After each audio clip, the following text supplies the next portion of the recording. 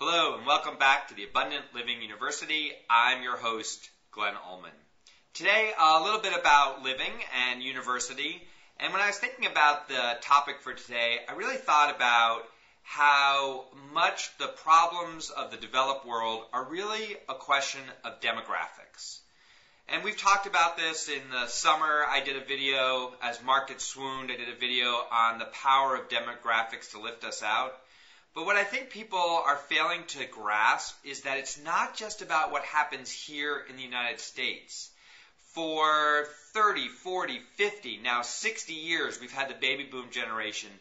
And the baby boom generation has influenced every part of American and world society.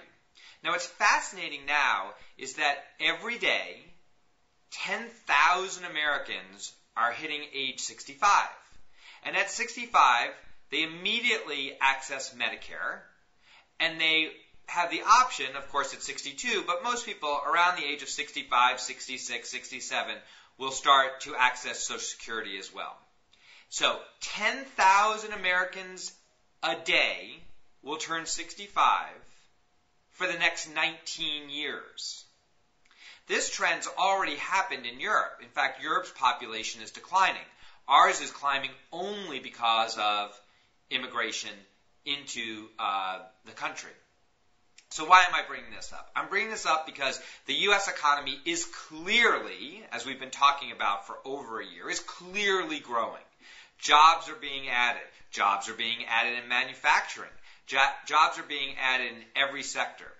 Granted, housing is still weak, so unemployment will stay high for those with only a high school education.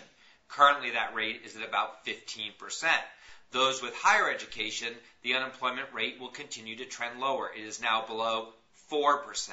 So how can we do this with Europe so weak and America just, with a high unemployment rate? And the answer, again, is the 1.1 billion people outside of Europe and the United States who are moving from the lower classes to the middle classes of society. And they want the stuff that we make, whether it's semiconductors or refined petroleum products, aircraft engines, locomotives, turbines, organic chemicals. If you want a list, I can give you the list. So we are going to continue to grow as a country as long as we service and provide goods and services to those populations that are literally expanding like our baby boom generation has done for the last 60 years. The future is great as long as we make great products for those markets, and that's exactly what we're doing. As always, I welcome your comments.